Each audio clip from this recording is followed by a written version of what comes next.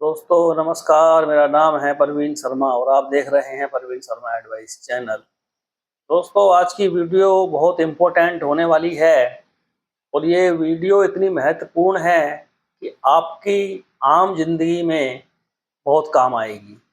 चाहे वो हमारे व्यापारी भाई हों, खासकर व्यापारी भाई, या वो कोई सर्विस क्लास हो या किसी भी प्रकार की गवर्नमेंट जॉब में हो। तो दोस्तों जैसे हम सब जानते हैं कि जो बिजनेस क्लास आदमी हैं, खासकर एमएसएमई जो छोटा बिजनेसमैन है, उसकी ज़िंदगी में जो रिस्क है वो थोड़ा ज़्यादा होता है। उसके बाद फिर प्राइवेट नौकरी वाले की ज़िंदगी में रिस्क उससे कम होता है और सरकारी जॉब वाले की ज़िंदगी में रिस्क बहुत कम होता है। अक्सर आपने सुना होगा कि लोग कोशिश करते थे कि अपनी बेटी की शादी सरकारी जॉब वाले व्यक्ति से करेंगे। उसका रीज़न यही होता था कि एक सैलरी फिक्स होगी, समय समय पर बढ़ेगी, कभी घटेगी नहीं और पूरी ज़िंदगी जो है आराम से कट सकती है। परंतु व्यापार में ऐसा नहीं है। व्यापार में बहुत ज़्यादा उतार चढ़ाव आते हैं। कभी आदमी की इनकम एकदम बढ़ जाती है, कभी एकदम से उसको बहुत ज़्यादा घाटा हो जाता है। कई बार तो इतना घाटा हो जाता है कि उसने जो पैसा कमाया होता है वो भी उसका मर जाता है। और घाटा या लॉस होने के बहुत सारे रीज़न या कारण होते हैं, जिसमें एक कारण ये भी है कि हम लोग जब किसी भी पार्टी के साथ व्यापार करते हैं तो वहाँ पर हो सकता है हमने व्यापार उधार में करा और वो पैसा हमको वापस नहीं मिला, या 10 पार्टियों से हमने व्यापार करा जिसमें 3 या 4 पार्टियां डिफ़ॉल्ट कर गई, तो जो हमारा प्रॉफिट था वो तो चले ही गया और साथ में चले गई हमारी अपनी कमाई भी। तो मेरा व्यापारी भाइयों से एक उनको सलाह है, एक निवेदन है उनके साथ में, ताकि उनकी जो ज़िंदगी मुसीबत में चल रही है उस मुसीबत से वो थोड़ा सा बच सकते हैं इस टिप्स के अगर वो इस्तेमाल करेंगे तो। सबसे पहली बात तो दोस्तों हमको इस बात का बहुत ध्यान रखना है कि हमको लोन ये सब चीज़ें लिमिट में ही लेनी है, लिमिटेड ही लेनी है। और किसी भी साहूकार से या मार्केट से पैसा लिमिट में उठाना है। और उन पार्टियों के साथ हमें व्यापार करना है, चाहे हम थोड़ा व्यापार कम कर लेंगे, जो पार्टियों का डिफ़ॉल्ट होने के चांस बहुत कम हैं, या ऐसे कस्टमर जिनका डिफ़ॉल्ट होने का के चांस कम हैं। बाकी तो व्यापार का नाम एक रिस्क है, कुछ भी हो सकता है। और सबसे जो महत्वपूर्ण बात है वो अब मैं बोलूँगा, उस बात को आप बिल्कुल ध्यान रखें और एक उस बात को अपने दिल में उतार लें और बिल्कुल गांठ बांध लें उस बात की। अपने जो हमारे खर्चे हैं व्यापारी भाइयों के, उन खर्चों को हमें लिमिट में रखना है। क्योंकि हम लोग गलती क्या करते हैं, जब हमारा व्यापार सही चलता होता है तो हमको उस समय ये लगता है कि शायद अभी व्यापार ऐसा ही चलता रहेगा, परंतु ऐसा होता नहीं है, खासकर ट्रांसपोर्ट के काम में। वैसे तो हर व्यापार की मैं बात कर रहा हूँ, लेकिन जिस काम को मैं करता हूँ उस काम के बारे में ज़्यादा नॉलेज है तो मैं इसलिए ट्रांसपोर्ट का नाम ले रहा हूँ। बाकी लगभग लगभग व्यापार सब एक जैसे ही हैं, 19-20 का ही फ़र्क है। परेशानियाँ सबके साथ लगभग एक जैसी ही हैं, बहुत कम लोग हैं। कुल 10% व्यापारी वर्ग ऐसे हैं जिनका व्यापार बहुत अच्छी तरीके से चल रहा है। अब मैं धीरू अंबानी या अडानी इनकी बातें नहीं कर रहा हूँ, मैं एक मीडियम वर्गीय जो व्यापारी है, जिसकी दुकान भी किराए की है, ऑफिस भी किराए का है और जो वो बिजनेस कर रहा है उस पर भी लोन है बैंकों का। खासकर ये बात उन व्यापारियों के लिए है, क्योंकि बिल्कुल आप ये ना सोचें कि किसी बैंक या एनबीएफसी कंपनी से हम लोन लेंगे और अपना व्यापार चलाएंगे, दे मिलेगा तो देंगे, नहीं दे मिलेगा तो नहीं देंगे। ये बात सोचना या विचार करना बिल्कुल ठीक नहीं है। क्योंकि भाई सामने वाले व्यक्ति ने हमको हमारी हेल्प करी है, हमें समय पे पैसा दिया है और हमारा बिजनेस में बढ़ाने में योगदान करा है, चाहे वो बैंक हो या कोई एनबीएफसी कंपनी हो। तो हमारा ये फर्ज बनता है कि हम उनका पैसा समय से लौटाएं। और समय से अगर नहीं लौटा पा रहे हो आप तो विद पेनल्टी उनका पैसा दें, अपने अकाउंट को एनपीए में ना जाने दें। क्योंकि अक्सर आज मैं एक कंपनी में बैठा था, प्राइवेट फाइनेंस कंपनी में, मैं नाम तो नहीं लूंगा उस कंपनी का, तो वहाँ के एक एम्प्लॉय थे, उन्होंने एक कस्टमर को फ़ोन करा। मैंने देखा कि वो एसएमई 2 में वो अकाउंट चल रहा था और 73 डेज तो हो चुके थे, और वो उस प्राइवेट कंपनी का एम्प्लॉय फ़ोन पर उनको बड़े प्यार से समझा रहा था कि भैया आपका खाता एनपीए होने वाला है, 10-12 दिन रह गए हैं, आपसे रिक्वेस्ट है, 3 ईएमआई आपकी ड्यू हो चुकी हैं लगभग, तीसरी ईएमआई ड्यू ना होने दें, उससे पहले एक ईएमआई जमा करा दें। और वो ईएमआई भी कुल 17,000 रुपए की थी, परंतु वो कस्टमर बिल्कुल सुनने को राजी नहीं था। वो कह रहा था कि मैं अभी नहीं करा पाऊंगा। तो वो उस एनपीए का मतलब ही नहीं समझ रहा था कि 3 महीने के बाद उसकी क्रेडिट हिस्ट्री क्या होगी। तो दोस्तों, बहुत सोच समझ कर आप लोन लें। आप लोन ले लेते हैं बहुत जल्दी से गाड़ियों पर या किसी भी व्हीकल पर जाकर, और क्योंकि उसके बाद आप उसे चुका नहीं पाते हैं समय से, फिर खड़ी होती है आपके सामने समस्या।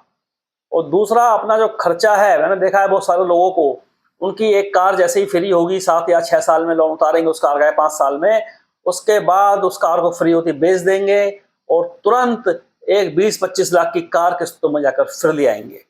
तो दोस्तों, मैं किसी को मना नहीं कर रहा हूं कि कोई कार ना ले, आप 50 लाख की कार लो, 1 करोड़ की लो या 10 करोड़ की लो, लेकिन अपनी कैपेसिटी को जरूर देख लो कि आप उस कार की लेने की हैसियत को रखते हो या नहीं। अगर आपकी उस कार को लेने की हैसियत नहीं है, तो जो कार आपके पास है, जो चाहे वो 10 लाख की कार है या 5 लाख की कार है, या कोई कार आपकी फ्री हो चुकी है 5-7 साल चला के और वो गाड़ी अच्छी कंडीशन में है, क्योंकि आम जो व्यापारी हैं या आम नागरिक जो है, तो उनके पास जो गाड़ी होती है उस कार का पर्सनल यूज में चलती है, उस गाड़ी का कुछ नहीं बिगड़ता 5-7 साल में, तो उसी गाड़ी को आप चलाएं, क्योंकि आपने जाना ही कितना दूर है, जाना ही कहाँ है। तो फालतू में महंगी महंगी कारें लेके पैसे की बर्बादी ना करें। और कुछ ऐसे भी लोग हैं जो गलत कामों में पैसा खर्च करते हैं, चाहे वो शराब है या चरस है या गंदे गंदे किस्म के लोग नशे करते हैं।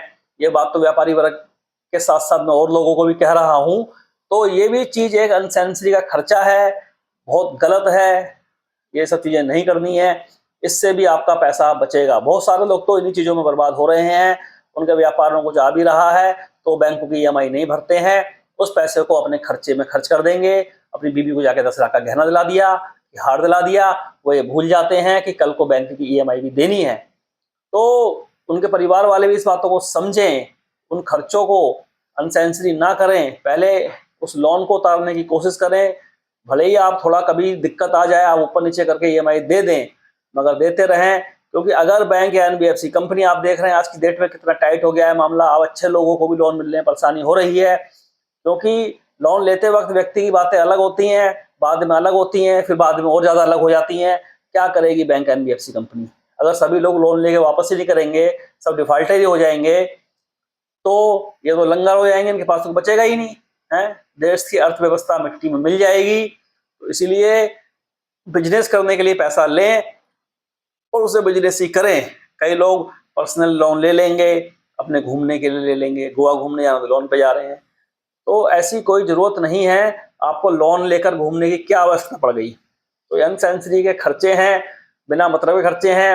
अगर आपका बजट शादी करनी है, आपको घर में किसी, आपका बजट 20 लाख का है या 10 लाख का है या 50 लाख का है, उस बजट के अंतर्गत ही शादी करें। बहुत से लोग शादी करने को लोन उठा लेते हैं, 50 लाख का बजट उनका है ही, उन्होंने 50 लाख का लोन उठा लिया बैंक से। तो दोस्तों, उससे कोई फायदा नहीं होने वाला है, सिर्फ शादी एक रात में हो जाती है। चाहे आप शादी 10 लाख की कर दें या 50 लाख की कर दें या जितने की भी कर दें, रहेगी शादी। 4 दिन के बाद लोग सब भूल जाते हैं, किसी को इतना टाइम नहीं है कि तुम्हारी शादी का गुणगान करते दुनिया में घूमे।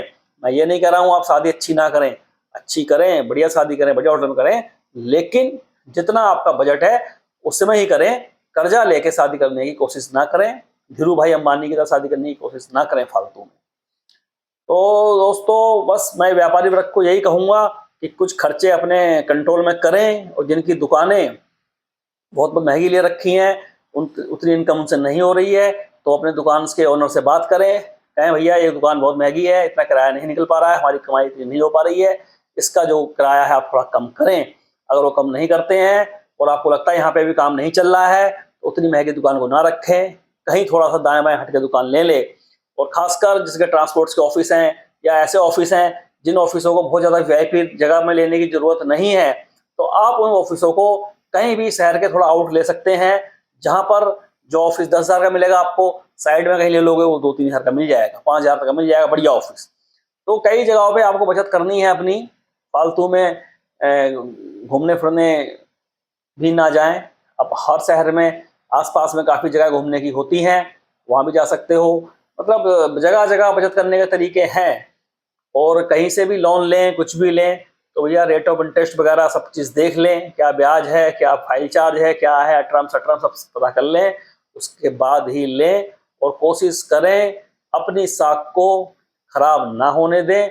एक अच्छे व्यापारी के यही लक्षण होते हैं। बाकी जिसके भाग में जो है वो होकर रहेगा, उसे कोई रोक नहीं पाएगा, वो एक अलग मैटर है। उसके लिए मैं नहीं कह रहा हूँ कि आप अगर बिल्कुल ही आप बर्बाद हो चुके हैं तो आप किसी का पैसा दें, जान दे दें अपनी, मैं वो नहीं कह रहा हूँ। लेकिन व्यापारी वर्ग को ये कोशिश करनी है, कोशिश ये जरूर रखनी है कि हम अपने व्यापार को चलाने के लिए एक भरपूर कोशिश करें। बाकी जो होगा भगवान देखेगा, उसकी टेंशन ना लें। तो दोस्तों, कहने को तो इसमें भी मैं बहुत सारी बातें कर सकता हूँ, मगर वीडियो इतनी लंबी हो जाती है। मेरे कुछ सब्सक्राइबर हैं, वो कहते हैं भैया वीडियो बहुत लंबी बनाते, लंबी वीडियो देखेगा नहीं। अब कुछ इतनी सारी बातें समझाने के लिए मुझे थोड़ा तो बोलना ही पड़ेगा। थोड़ा 10-5 मिनट बोलूंगा तो वीडियो 10-11 मिनट की हो ही जाएगी। शॉर्ट में बोल के समझाइए बातें आपको समझाने को, तो मैं बहुत कुछ चाह रहा हूँ इसमें, लेकिन अब वो 11 मिनट की वीडियो हो गई है। अब अगली वीडियो में समझाऊंगा बाकी जो बातें रह गई। तो ठीक है दोस्तों, इस वीडियो को लाइक सब्सक्राइब जरूर कर दें, क्योंकि कुछ लोग, कुछ व्यापारी वर्ग हमारे भाई हमारे अनजान हैं इन बातों से। वो नहीं देख रहे हैं कि पैसा लोन का आया, कहीं से भी आया, ईएमआई ना चुकाई, अपने खर्चे पूरे कर लिए, अपने और कामों में पैसा लगा दिया। तो ये काम नहीं करना है। जब तक आपको वो फंड की प्रॉब्लम है तब तक, जब आपके पास एक्सेस पैसा आ जाए तो आप अपने शौक पूरे करें, बिल्कुल करें। नमस्कार दोस्तों।